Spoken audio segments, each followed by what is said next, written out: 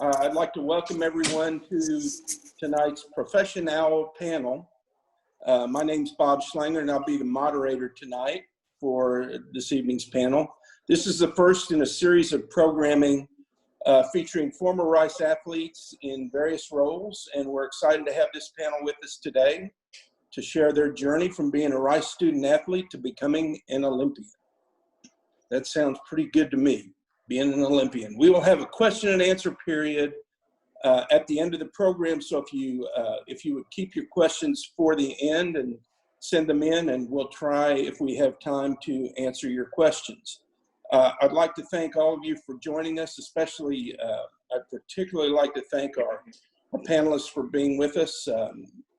Rice has had numerous participants in the Olympics, starting with, believe it or not, Claude Gracie in 1928. That was before my time, but he competed on the U.S. team in Amsterdam, and we've had Olympians throughout the years. Most recently in 2016, Lenny Waite competed in Rio. And we have 4 outstanding Rice student athletes who traveled from being a student athlete at Rice to participating in the Olympics. I'd like to introduce them tonight. Joining us from her home in Bel Air, Texas is the great Fumi Jimo. Fumi was a heptathlete, a long jumper, a sprinter, numerous conference championships, an All-American, a member of the Rice Hall of Fame. And according to a recent article in Rice Magazine, when she was 10 years old, she declared that she was going to be in the Olympics. And in 2006, that statement became true as she competed in the long jump for the U.S. team in Beijing. Fumi, glad to have you with us. Thank you. I'm glad to be here. Also joining us from her home in Calgary, Canada, Alberta, Canada, is the great Heather Mcdermott. Heather was an outstanding middle distance runner at Rice, held the school record in the 800, which we all know is the most important race in track meet.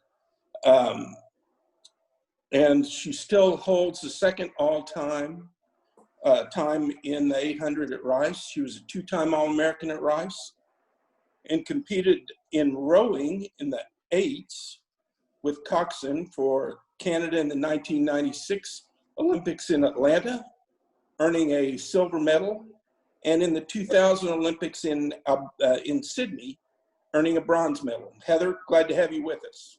Thanks for having me. Also joining us from his home in College Station is the great Brian Bronson. Numerous times All-American, NCAA champion in the outdoor 400-meter hurdles, member of the Rice Hall of Fame, numerous times Southwest Conference champion, and a member of the 1996 U.S. Olympic team competing in the 400 hurdles in Atlanta. Brian, glad to have you with us. And then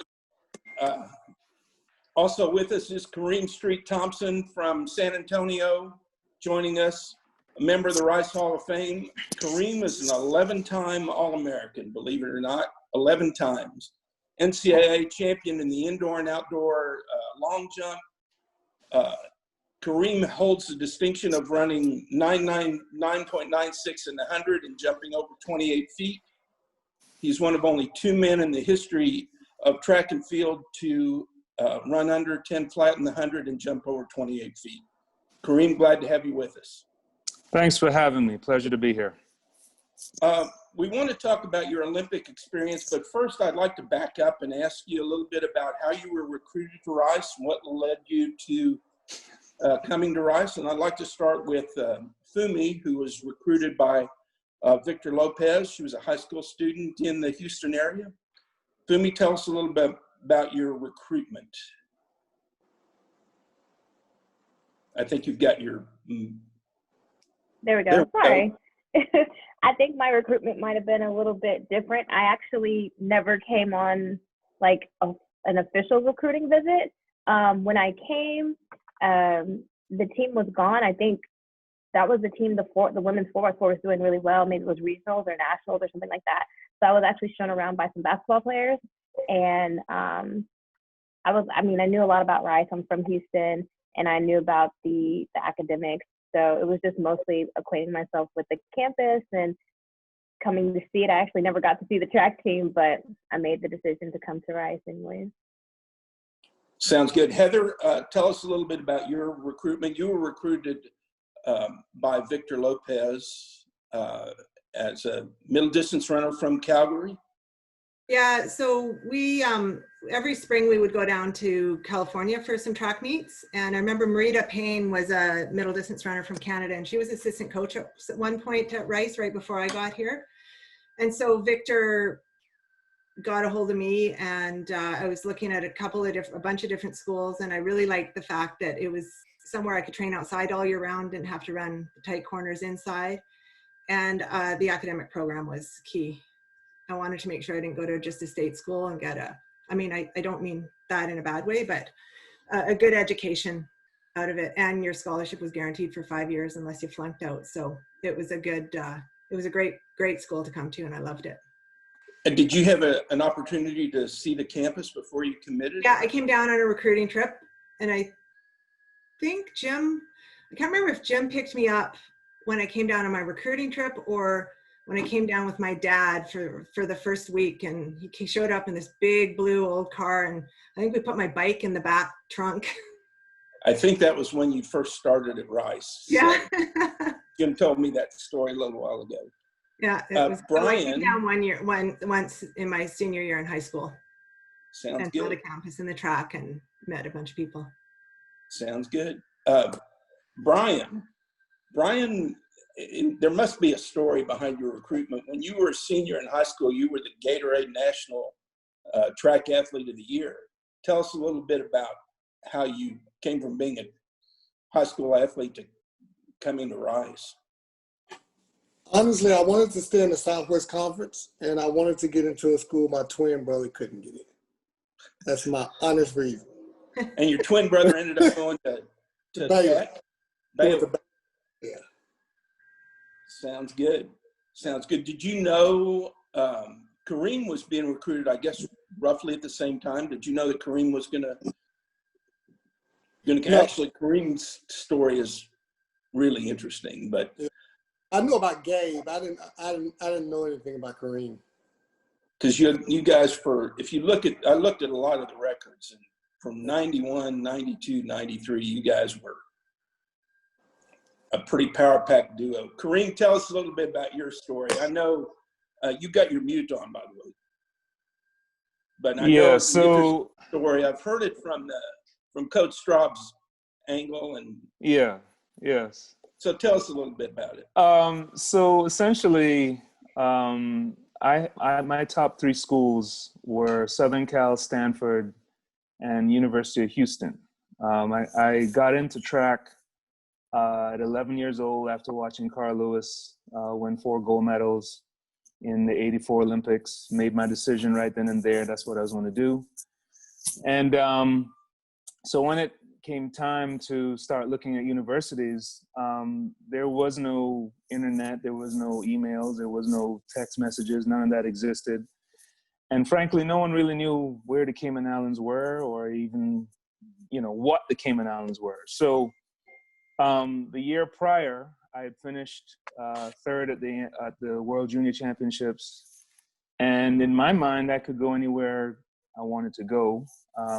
Unfortunately, I really didn't have any contacts with any coaches over in the U.S. So all I had was Barron's College Encyclopedia. It was a book that had all the universities ranked. And so I went and found those 3 schools, wrote 3 letters to the registrar's office of those schools. And of course, those letters never made it to the coaches. So I'm sitting at home wondering why I'm chopped liver here, like what's going on. And that confusion turned into a bit of bitterness, I guess you could say. I started to feel slighted a little bit. So I went back into my book and I looked for the smallest Division I school in America. And I did not care where it was. I didn't care who the coaches were. I had no idea of the reputation of the track team. I made up my mind I was going to put that school on the map. I come from a small island. I was going to go to a small school, and I was going to show everybody what they missed out on. So as the story goes, I wrote a letter to Rice, the registrar's office, and the guy who was the liaison between athletics and academics gets hand-delivered this letter. He then takes it over to Coach Straub. He opens up the letter, and the number 3 jumper as a junior wants to be a Rice Owl. So you can imagine he was a bit incredulous when he gets this letter.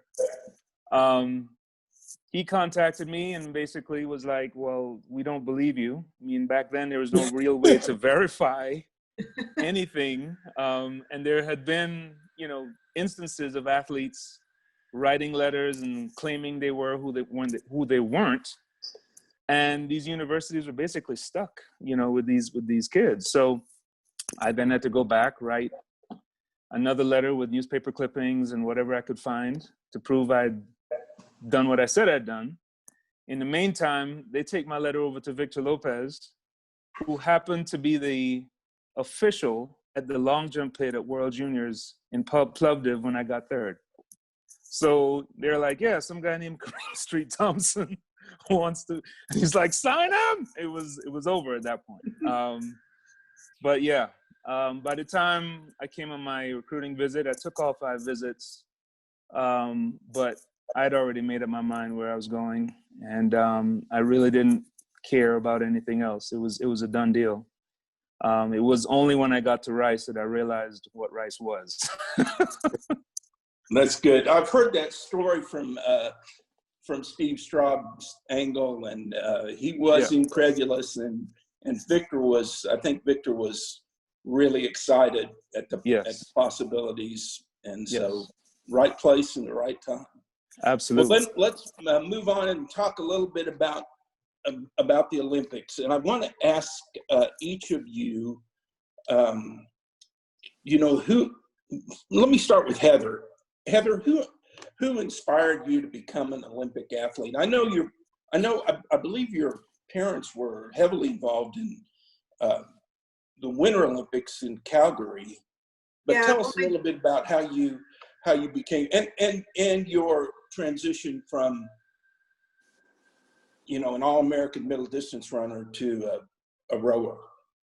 Well, so my dad played semi-pro hockey in Europe, and my mom ran track in university back when women didn't run track in university. And I have an identical twin sister who we were very, very competitive growing up. And we used to always race each other. And I remember the '84 Olympics, just like you, Brian, we were going to anchor the Canadian 4x100 meter relay team, like 3 and 4. And my uncle, we had a very competitive family. My uncle said when we were younger, if anyone ever wins a medal at the Olympics, I'll take you on a trip to Greece. So I got a fax in '96, and it was from my uncle in Atlanta saying, hey, when do you want to go on our trip to Greece? And I never thought it would happen in rowing. I always thought I would be going in track. But I got injured just a month before Olympic trials in '92. I fractured my ankle for the 3rd time and was told I could never run competitively again, and they could do a pin and a bone graft, but they couldn't guarantee that I'd walk properly again, let alone run. So I kind of thought, I can walk, I can play golf, I can get around. So I went home. I was in Houston at the time. I came back home to Calgary, and a friend of mine was a rower, and she goes, you should try rowing because it's non-impact. So in 1993, I went up to the Calgary Rowing Club, and open water. We have open water here for 6 months of the year. The rest of the time, the water's frozen. And I started rowing. And I got invited the next year to the Olympic development team, and basically was told that I'd never make it because I was too small. And I'm 5'9", 150 pounds, but these girls are all well over 6 feet. And, but I guess I knew what I needed to do to compete. I was strong. I had a good strength weight ratio, and I never like anyone telling me I can't do something. So you competed individually to make the team, and then once you made the team? Yeah, so we trained in pairs. So 2 people to a boat, and then we would have to what's called seat racing to make the team. So you'd race against the clock in pairs, 2,000 meters, and you'd go into the dock, switch partners, go out, race again. and then they'd keep times of everybody, and whoever had the least number of seconds against their name in the matrix would be selected to the boat. And so I remember the selection process for the 96 women's 8. We did this seat racing over a 2-week period, didn't know any results. You don't know how you're doing because you're against the clock every single time. And we were sitting at the boathouse in Victoria, and we were in the front door, out the back door to meet with the coach, and he told us whether we made the team or not. And I remember walking in and he said, Heather, you finished second on starboard, you're on the team. And it was quite unbelievable. But it must be a real thrill to make the team. I thought it was the best thing that ever happened to me, getting injured. So I really truly believe that things happen for a reason, and you got to look for the light at the end of every tunnel, because sometimes you can't pick what fate deals you. So Fumi, you made the U.S. team just shortly after graduating from Rice. Talk a little bit about your experience in company. You made the 2018 in Beijing. So tell us a little bit about what your Olympic trials experience was like. And Well, I graduated in 07, and I made the 08 team. And in the interim, I was coaching track in the Valley at what used to be UT Pan American, but is now UT Rio Grande Valley or something like that. So I was away. Jim was coaching me from Houston at Rice, and I'd wake up at like 5, 6 o'clock in the morning, do my workouts, and then coach my athletes well into the evening, and wake up and do it over and over again. And I did that for a whole year until I came to Rice for, I think it was, I can't remember if it was the all-comer meet at Rice or the Victor Lopez meet at Rice, one of those meets.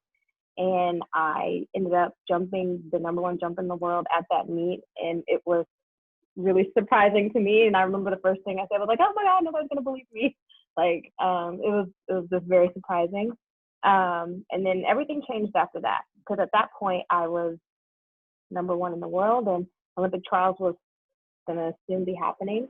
And I just pretty much focused on that as the year progressed. I still had a team that I had to coach through conference, so I was kind of balancing the both of those. And then as soon as the academic school year was over, I packed all my stuff out of the Valley, came back to Houston, and prepared, like, I think the last month or so before Olympic trials. And the Olympic trials that year where were they? They were in Eugene, yeah. They were in Eugene, so. It's an awesome place. So yeah, I think that's the best place to have trials. I think maybe one time it was in Iowa or something, but nothing compares to having trials in Eugene. Kareem, tell us a little bit about your transition. You competed in 3 separate Olympics for the Cayman Islands, in the 100 and in the long jump, correct? Yes. My experience, I mean, 92, I was a sophomore at Rice, and I mean, you talk about a fish out of water. So basically, I was the entire track team for the Cayman Islands in 92, carried the flag at the opening ceremonies. And that year I jumped mid 27 foot. I'd made it to nationals, had the #1 jump going into the finals, and fouled out. It was just, I mean, it was that my first real taste of disappointment. But, you know, going into the Olympics at 19 years old, I mean, Barcelona, you know, watching the archer light the cauldron on fire with the bow and arrow, I mean, unbelievable. But that whole experience was just a blur. I don't think my feet hit the ground the entire time I was there. Brian understands what I'm saying. 96, I was injured, but that year I was trying to make the U.S. team. I'd switched to the U.S. I switched to the U.S. in 93, and competed for the US from 93 until 99. Sydney was in 2000 was my first, real, feeling like I had a chance to do some damage. Suffered a little bit of bad luck. Was 1 centimeter out of making the final. Going in as one of the favorites. But, as the rest of my colleagues can attest, I mean, the Olympics, there's a reason why there are only so many medalists. It's just, there's so much that's happening, and you prepared 4 years, for each Olympics. So when you look at my Olympic experience, from 92 all the way up until 2004, you're talking about, 16 years of my life that, was dedicated to one jump or one race. And, I wouldn't change any of those experiences for the world. It's pretty much helped me get to where I am now. But yeah, unbelievable memories. Brian, let me ask you a little bit about the Olympic qualifying that you had to go through, and tell us a little bit about that. 96, my whole intent at Rice was the hurdle, but when I got there, I did everything but. So when I finished up there, I was like, I was just trained at the track. I spoke to Eric Thomas, who was another Olympic hurler. We got together and found Kim Wrinkle, who knew nothing at all about hurdles. He was a distance runner. We said, I can bring in some Rice workouts. Eric will bring in some of his workouts, combine them and go from there. But strictly hurdles, I had zero intention of sprinting ever again in my life. So we got together, trained, kind of tweaked some of the workouts. Everything worked out well. And Did you get with Dion Miner and brought some of Baylor's workouts in? Let me ask you though, you won the Southwest Conference in the 200, correct? Yeah. Did you compete? Did you think of competing in the Olympics in the 200? No. It was all the 400-meter hurdles. Only hurdles. Well, I honestly never wanted to. I ran the 100, I think, my freshman year. I was like, why? I don't know. While we're talking about that, I want to jump ahead. I want to take you back to June 21st, 1998.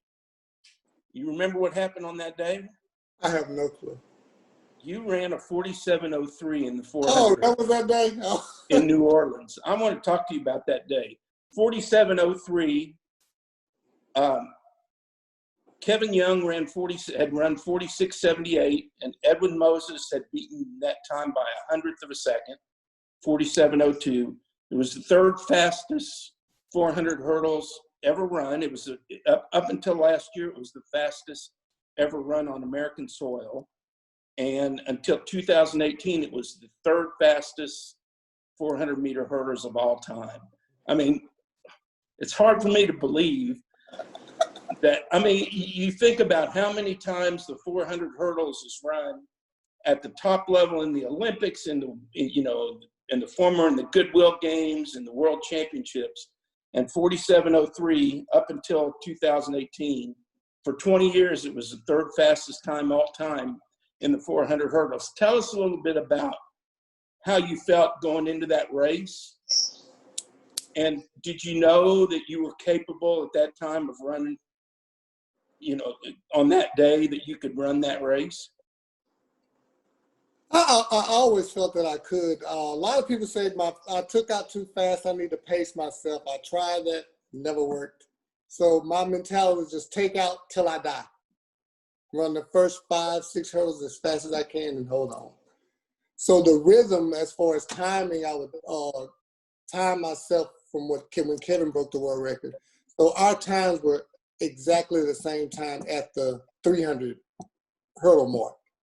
So I faded off at the end. But my semifinal race in New Orleans was perfect to me. I don't feel like I ran as good in the finals as I did in the semis. I mean, by fading out, it was like 24 seconds. I wouldn't call that exactly fading. Do you, you know that the 4703 has been beaten a couple of times in the last couple of years. Do you watch the 400 hurdles and look at those races and say, I could have beaten those guys? Yeah, I look at it, I just watch like peak to peak, who would have won. I look at it that way. I was like, if head to head, I think I could have beat him, but different time, different hair. Yeah, still a pretty good time. Let me ask you, let me skip over to Fumi and ask Fumi, tell us a little bit about your coaching experience. I know you coached at UT Pan Am and at Rice. You coached the men jumpers at Rice for a while. And is there, a lot of times people say great athletes have difficulty coaching normal athletes because they get discouraged that their athletes can't accomplish what they anticipate that they could. Tell us a little bit about how your coaching experience affected your competitive experience. Well, I think that coaching helped because even prior to making the Olympic team or prior to being a university coach, I was coaching. I used to work at Velocity Sports Performance. I really was a student of my sport. I love track and field. I love reading about it. I love watching videos. I used to go to Fondren Library and sit there and watch videos, VHS videos that they had there. I would read books. I was always a student of it. I taught biomechanic kind of stuff at Velocity throughout university. And then becoming a collegiate coach was a challenge for me because God forbid I tell my athletes to do something I in turn would not do. God forbid I be as strict to them as I was to myself, but also I never considered myself a great athlete. I was an athlete who worked really, really hard, like really, really hard. That's how I felt. So any athlete of any level, I felt as though, let me give you the right tools that I've learned that I think are scientifically, biomechanically sound, and let's get the best out of you that we can. And I would never get discouraged on anyone's level of how good of an athlete they were, but really on their own level of this is what you came in at, and this is how you've exceeded what you came in at. And that's what we're looking at in progress, because that's all I ever wanted or needed, regardless of where we all start.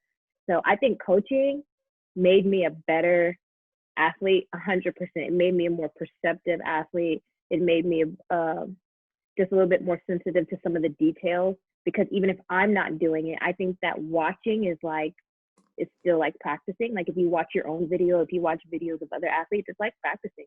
So I was practicing every day when I'm watching my athletes out there and watching the things you shouldn't do and the things you should do and how I can correct things in myself, correct things in them. So being a coach, I love it. I still do.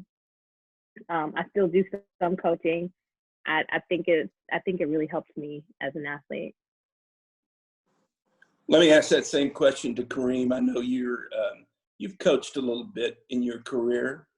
Tell us a little bit about you heard, Fumi's response. You've never coached an athlete that can long jump like you did or run the 100 like you did. Well, interestingly enough, I have. Well, I moved on. Stephen McCarter, who is just finished up at Texas. I think he might have an outdoor left, if I'm not mistaken. But he recently made the World Championship team for the U.S. In the long jump. But no, going back to what Fumi said earlier, it really comes down to who your teachers are. And I stress teachers as opposed to coaches, because you have coaches, coaching can mean being able to get you ready mentally, right? To get you prepared and you're going into the field of battle. Teaching is, okay, from the first step till takeoff, what are you doing? How are you executing, right? Are you a true student of what you do? And thankfully, between my coach when I was in high school, to Coach Yang, to Dan Paff, who was my coach, on and off for 10 years, up through the end of my career. And then finally, when I finished my career, I worked a bit with Raina Ryder. Between those teachers, I really gained a true appreciation for the coaching profession. And, you know, I think by the time I got my first full-time job, and to give you an understanding of how much I love track and field, I volunteered for 6 years before I got my first full-time job. So at Missouri. So I got a lot of questions when I catapulted into the job at Texas after being a full-time coach for 2 years. But I tell people, hey, don't forget about the 6 years that that was really my transition from a 13-year professional career into coaching. And some of the best advice I got, I remember asking Coach Paff, okay, what do I need to do? If I'm going to be a good coach, what do I need to do? I've got this volunteer opportunity. And he says, pick up a rake. And I'm like, what? He's like, pick up a rake, pick up a shovel, pick up a hurdle, ask, don't wait to be asked. You have to give of yourself. And from that point on, it was quite humbling. Nothing was more humbling than working with my wife-to-be, who was the sprints and hurdles coach at Florida State. And I was basically helping her with the woman, and, being told and being called out if I made any mistakes and that sort of thing. I mean, that was tough. I mean, there's still that Kareem the athlete part that was always there. And then learning, hey, you are now a servant to your athletes. And you've got to put that other side of your career, you've got to put that behind you. Hey, the phone stopped ringing now. Now it's your time to give. And so it's really helped me, throughout this career, this coaching career, since 2006 was when I started. Great. Heather, let me ask you, one thing that was mentioned is the Olympics are once every 4 years. I mean, if you don't perform on that day, you get to wait 4 years until you have the chance to perform again. When I was a junior high school student, my hero was Jim Ryan, and in the 1968 Olympics, he was tripped in the finals of the 1500, and it basically ended it. He was the greatest miler current miler at the time. He had to wait 4 years to try again. And you competed twice. Talk a little bit about, having to be ready to go on that day. What was your attitude? Hang on, I just gotta shut the door. Nothing like getting interrupted. No problem. Both what Fumi and Kareem said about coaching and teaching, I was really lucky. I had great coaches my entire career, both from Jim and Victor at Rice to my rowing coach, from my Canadian rowing coach, Al Morrow. And he always, a lot of athletes have psychologists and coaches. And I said it in rowing, we never needed a psychologist because we had Al. And every meeting, every day before practice, we trained 3 times a day, and he would talk to us. We had to start timing him because he would talk and talk and talk and talk. But he absolutely prepared us for anything to happen. And he always said, you got to take one stroke at a time. You can't think about the end result. You got to think about your next stroke, your first 500, your second 500, your third 500. And he said, you worry about the things you can control, not the things you can't control. So you go into the Olympic Village, you can control whether you eat at McDonald's or whether you eat the good stuff. You can't control what the wind on the course is going to be. So control that. And our nemesis for rowing were the Romanians. And he would say to us, you guys, you're competing for different things than they are. They're competing to put food on the table. You guys are competing because you can. And our last meeting before we went out to the Olympic final in 2000, he kind of went through everyone in the boat, and he didn't say, go out, I want you guys to go out there and win. He went through every person and said, this is what your strengths are, and this is what I want you guys to go and fight, fight, fight, and never, ever, ever give up. And that's what we did. I mean, we were told we were going to save Canadian rowing. We had to save Canadian rowing in that race, because in '96, Canadian rowing had won 6 Olympic medals, and in 2000, no one had made the final. And so we just went out and did the best race we possibly could. And I'll never forget in '96, Silken Laumann coming in. I don't know if you guys know who Silken Laumann is. She's a great Canadian rower. And a couple months before the Olympics in 1992, she was hit by a German pair and basically almost cut her leg right off. And she came back and raced in the '92 Olympics. She didn't do that well, but in '96, she got a silver medal, and she waited about 15 minutes after the race before coming into the dock. And this goes back to what you guys, other guys said. The media were all over her. Are you disappointed that you didn't win a gold medal? And she goes, you know what? I went out there and I had the best race that I possibly could. And you can't do any better than that. And so I think, you know, waiting for the Olympics, I think it's really tough for athletes, right? I mean, what about everyone who missed the Olympics this summer?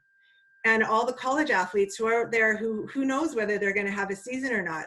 What do you do? I think you got to keep training, keep studying, keep believing in yourself, and let your coach believe in you, and things will just take care of itself.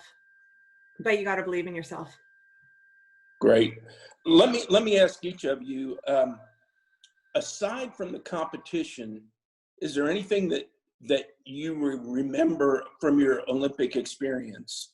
And Brian, let me start with you. Aside from the competition, anything you remember in Atlanta? The '96 Olympics in Atlanta were fairly eventful. As a matter of fact, I think there's a movie out now about the bomb threat. But is there anything that you remember about competing in Atlanta other than you're competing in your race, or were you so focused on the competition? I was strictly focused on the competition. I went there the day before to do like the ceremony, and I flew back to Houston, and I came the day before our race, and I left right out. I didn't do anything. Everyone was like, go do this. I just had tunnel vision. Thinking about it now, I should have done some of the events, but I strictly focused on the race, which was bad. Well, you were a track athlete, and that's, you know, the competition is, I guess, the important. Heather, let me ask you that. You competed twice, once in Atlanta and once in Sydney. So anything that you recall other than your competitions, or were you strictly there for the races? Well, we were lucky because we were competed the first week of the Olympics too. So we could hang out in the village for the second week, which was lots of fun. But I remember going into the cafeteria, the Olympic Village cafeteria, and seeing there was no one body type that you could define as an Olympic athlete. There was every different size, shape, height, weight, color, nationality, religion. And I thought that was amazing. There wasn't just one, you know, big shoulders, small waist, 6 feet tall, you know, one, and I thought that was amazing that there are all sorts of different people who were Olympians. That's awesome. Fumi, let me ask you the same question. Anything you recall? I mean, you were in Beijing, which is a little bit of a different culture, I think. It's fair to say. Anything you recall about Beijing that stands out other than your competition? Man, everything. Jim and I were all over China, and Andy was with us as well, Andrea Blackett, and my mom was there, and Vicky was there. Like, we actually had a good time. We had a good time. So Brian was like, he was in and out. I probably should have. I was completely just starstruck, like, what I remember the absolute most about my whole time, because I don't even remember competition. I don't remember. I was there. I made it to the finals. I don't remember anything else. But what I remember the most is opening ceremonies, because there is literally nothing better than opening ceremonies. And Beijing had the best opening ceremonies. I don't care what anyone says. It was the best opening ceremonies. And nothing is better than when you're walking inside, whatever the stadium is, and they're going USA, and it's that many people, that will rock your world. So that's what I remember the most. Kareem, same question. You got to experience the Olympics 3 times. You told us a little bit about your first time in '92, Yeah. and then Barcelona in 2000, Barcelona in '92, Sydney in 2000, and Athens. Was there anything? Athens was the 100th anniversary of the modern games. Anything that you recall about any of those 3 other than your competitions? Well, it's they were all different. My first 2 were I was there primarily as a jumper. For Athens, I pretty much, quenched my thirst as far as the long jump was concerned, and I wanted to really hone in on the 100 meters. And I look back on my career now, and maybe I could have started to focus on the 100 a little earlier. Because I'm honestly, in 1997, when I broke 10 seconds, none of that was planned. None of that was part of the plan. What happened was, when I transitioned to Dan Paff's group, I had the world and Olympic champion, who was a world record holder, right next to me every single day. Donovan Bailey was my training partner, along with Bruni Surin, Obadeli Thompson, Rasan Griffin, Vince Henderson. There were 4 of us in that group that had run sub 10.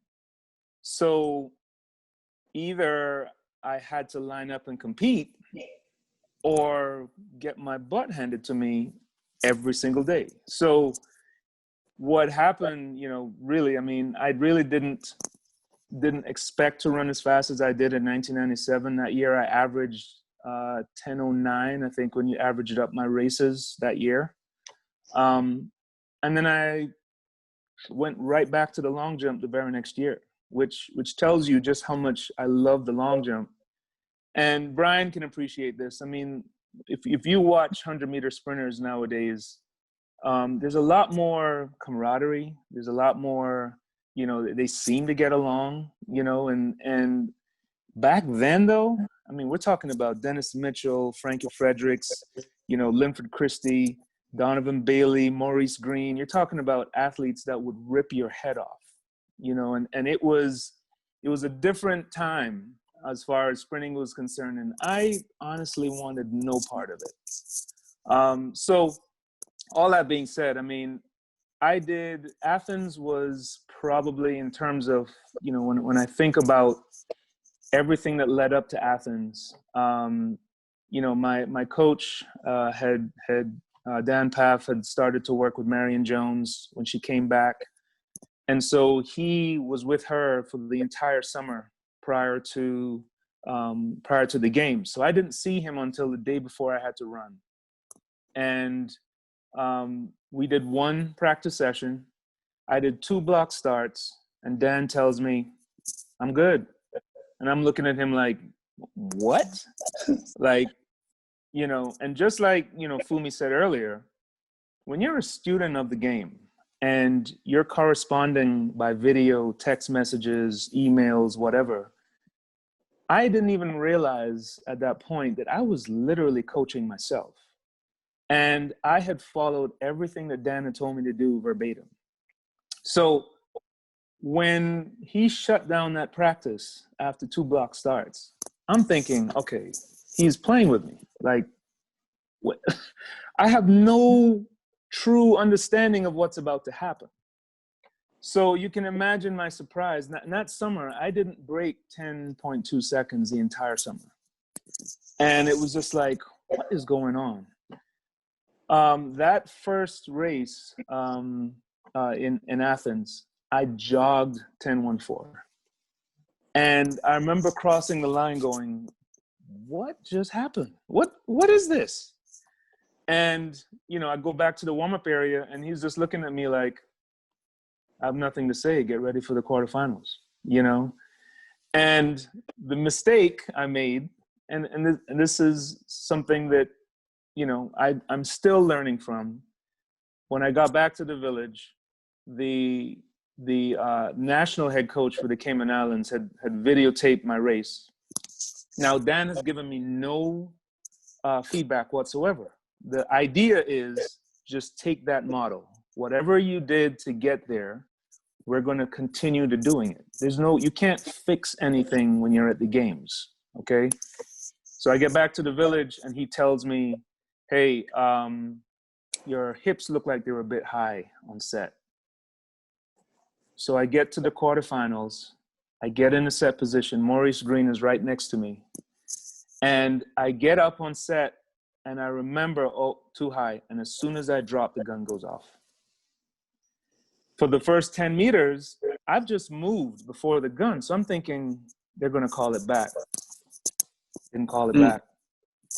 And if you watch the race, I made a move that I've never made in my life, got back into top 2 position. I needed to finish top 4 and then faded in the last 10 meters.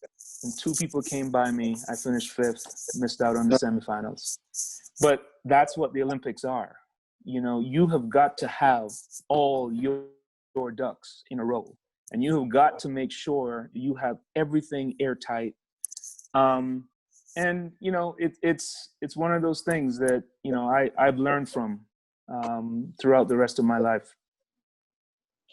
Heather, let me ask you, and let me see if I can figure out how to phrase this. It's more of a philosophical question, but Rice has had Fred Hansen won a gold medal, and we've had a couple of people win bronze medals, but you won a silver medal in the Olympics. Do you ever, I mean, how has that affected you? I mean, do you wake up every morning and say, hey, I've got a lot of work to do today, but I'm a silver medalist in the Olympics? No, I don't know. I was out walking my puppy this morning and I met this girl at the park and she had another puppy and we started chatting and I said, you know, I go back to the office next week. I don't know what I'm going to do with my dog. Got to put him in puppy daycare. And she said, yeah, I have to put my puppy into puppy daycare too, because it's just me. And I said, well, what do you do? And she's like, well, I'm an athlete. And I said, well, what sport are you? She goes, I'm a hockey player. And it was Brianna Decker, who played for the US in the 2018 Olympics. And she competed in the NHL All-Stars skills competition in 2019. And I'm like, oh my God, she's a superstar. And I think myself, well, I have 2 Olympic medals, but I don't consider myself a superstar, whereas she was just like a rock star. And so I don't think it's impacted my life for the best because the work that I put in to get to that spot, I guess. It's not the medals that I mean, they're great. And I can say that because I have them, but that's not what makes me who I am, I guess. What makes me who I am is the hard work, the dedication, the perseverance. That's what got me my job that I currently have. That's what I'm trying to instill into my children is, you know, it's the journey to get there, not just the end result. Well, let me as a final question, we have some Rice student athletes that are watching in tonight, and I'd like to ask each of you, you know, what advice would you give a student athlete as you have a chance to look back on your collegiate career and your post-collegiate career and your successful Olympic career? Brian, can I start with you? What advice would you give a student athlete today? Just stay focused. The sports are always going to be there, make some good contacts. Just make sure your academics are up to par. Great. Kareem, let me ask you that same question. Repeat the question again. What advice would you give to a student athlete at Rice today? Wow. Don't lose sight of the opportunity right in front of you. You know, up to this past weekend. You know, I went over, there was a friend that invited me over to their house, and, you know, the conversation came up of, you know, me being an Olympian and all of this stuff. And then the topic moved into me being a Rice graduate. And, you know, it was like, you could hear like kind of like silence in the room. It was like, you went to Rice? And that is the part that I think, you know, is special, you know, and, you know, for any student that's at Rice, I mean, please just don't take it for granted. There are not that many Rice graduates out there. Rice is a very special place. And, you know, if I had to kind of categorize my experience, I mean, I would say I was probably over-prepared for the big bad world by the time I got out of Rice. The amount of growing up I had to do in those 4.5 years, I mean, it really set me on the track that I'm on now. So don't take it for granted. Heather, let me ask you the same question. What advice would you give to a student athlete at Rice? Well, I think you gotta work hard, and you can't lose sight of academics, because you can get injured, or you can, you know, with athletics are a stepping stone to get to where you want to be, but your academics will get you to the final spot. And I think that it's really important. I mean, sport is important. Sport is so important, but it can't be the only thing. Fumi, same question. What I would say to the current student athletes on the athletic side, at least some of the things that I learned from, I was really, really hard on myself. So for some athletes, maybe be a little bit more gentle to yourself. I was really super critical of myself. And so if I could tell myself again how to handle things differently, it'd probably just be a little bit more gentle to myself. Also for student athletes on the athletic side, if like I have freshmen saying, you know, what do I need to do now so that I can be an Olympian later? And I'm like, well, let's take the small bites of, you know, trying to excel in the tasks that are in front of you now. Like if you're too, like, yes, you should aspire and you speak about it and you put it there, but you do the work that it takes daily to get there. Because that big bite can be a little bit overwhelming. So just remember that journey through undergrad is just a bite by bite kind of thing where you have to be able to look back and see, yeah, I've made progress. Okay, let me not stay back there. I know where I'm trying to go, but let me stay here stacking, you know, the things that I need to do to excel, to be a successful athlete. But similarly to what Kareem and Heather have said, it's like, you know, your typical student athlete at Rice is going to be very motivated to be a good student. Some people need more help than others, but really focus on your academics and make sure that you're putting in the same emphasis that you are in excelling and wanting to be an Olympian, perhaps in being the Olympian in whatever it is that you want to do academically, because it is going to matter. There is an expiration date, period, to being an athlete. I mean, it exists. So I'd say find another joy, find another thing that gives you that competitiveness that you want, or whatever it is in your academics is going to help you get there. If you want to be the best business person, like I approach business now like an Olympian, like I am going to be the best at making this phone call today, like whatever, like that's how I feel. That's what keeps me going. But you know, the academics really does matter, because once you don't have that sport, you are going to have to be excellent at something else. You will, if that's your aspiration, you will have to be excellent at something else. So making sure that you're doing well academically. And I think someone said something about making sure you're having the right connections with people as student athletes. That's really important. Like I wish I spoke to more of my professors when I was in school. I was just going to class and going home. You know what I mean? Like because I didn't value it, and I was terribly shy at the time. So I was just like, oh, whatever. Let me just try to finish this class. But it matters. It really does matter. So I would advise student athletes to really try to find maybe at least one. I did have one professor who I became close to. So, but find at least one, you know, and those people can help you, because that might be where your academic passion is, you know. That's my advice. Okay, we have a number of questions from the participants, but let me ask each of you this.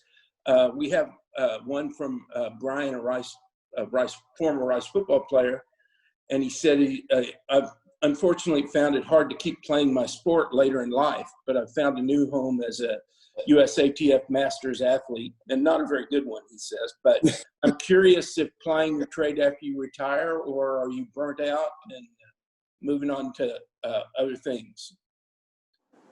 And Brian, are you running at all? Or are you? No. Like after that, I got addicted to playing volleyball for a while. So I played volleyball for a while. Then after that, I played softball. And I just stopped playing softball this year. Kareem, what about you? Can you still jump 28 feet, or is that gone? I am the definition of, riding that cart until the wheels fall off. I went until I couldn't go anymore. And when I think about the last 5 years of my career, it went from knee surgery to hip surgery to completely tearing the hamstring off the bone on the other side. And those three things, by the time I got to the hamstring, it was like, okay, that's enough. I've had my fill. And as far as, post career, I just try to maintain. I'm not trying to break any records. I have no desire to be a Masters athlete. I spent probably 25 years of my life chasing one goal. And I'm satisfied. I've had my fill. Great. Heather, do you still row, or? I haven't been in a boat since 2000, but we plan on going and doing ahead of the Charles in Boston head race with the team, with my 96 or 2000 team. And it's not because I want to row again. It's just I want to get together with the girls again, because they were my family, and that's what I want to do. And if it gives me a goal to stay in shape, then. So I just golf and play tennis and mountain bike now and chase after my children. There you go. Fumi? Do you still work out, or? I try to work out. I felt, Kareem, I did not have a lot of those injuries that you had, but I literally stopped when I was like, I think I have literally given everything I have in my body to give. So the thought of like going out and doing any kind of like extreme workout, is any kind of track workout, makes my whole body hurt. So no, but I did buy a bike over the quarantine, and I have enjoyed biking, and I do a little boxing. I will do absolutely anything besides run, because I have been running lately, but I will try to find any activity to do that involves not running. I dedicated myself to doing a mile a day. I failed already, so whatever, I don't care. But I ran outside one day because I was like, I'm going to do it today. And I ran on cement. And so now I'm going to die. So basically I try and then I fail, and then I try again and then I fail. And that's the story of my life. But I try to find something to stay active with on a regular basis. I try not to let a whole week go by and I haven't done anything. But running on a track, jumping in sand, any of the above, no. But coaching, Kareem, I'm sure you know, is an activity in and of itself.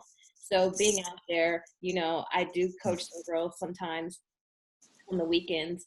Being out there is like, oh, I'm still involved in this world a little bit.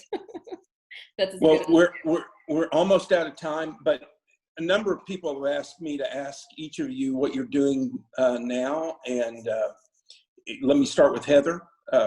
What do you occupy your day with now? I work for a heavy oil company. We produce an oil sands company, so we produce bitumen and trying to get it out of Canada to Tidewater, but Canadians don't want to build any pipelines. So, well, now the Americans don't want to build any pipelines either. So, sounds good. Fumi, tell us a little bit about what you're doing.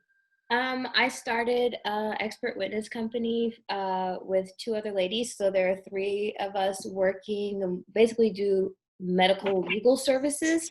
So for the most part, we do witness work, we do independent medical examinations and things like that, and just facilitate between medical doctors or anybody who's an expert in their field and law firms.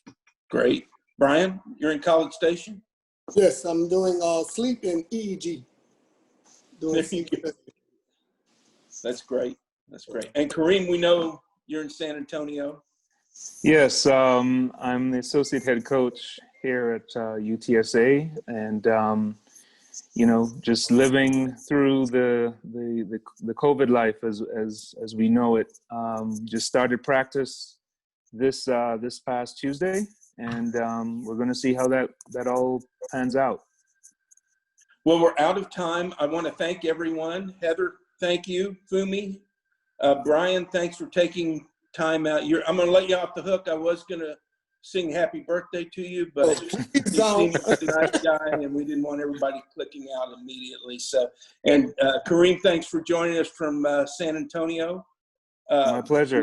We like to see each of y'all out at Rice track meet. Heather, there's not much rowing on campus these days, but come back and say hello. It's when I don't have to see you quarantine again. for 14 days when I come back to Canada, I'll come down.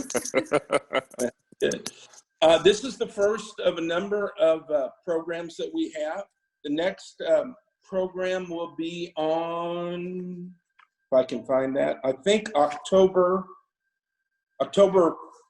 14th, and our panel will be Rice Owls in the C-suite, executive level managers of companies around Houston, around the country. Jeremy Thigpen, Jen Neal, Robert Foy, Nathan Bennett, and Kevin Rabbit will be our panelists. And I think Tanner Gardner will be the host. And then we have additional programs planned in the future. But I want to thank each of our panelists. Rice is a special place, and we had some special Rice athletes with us tonight.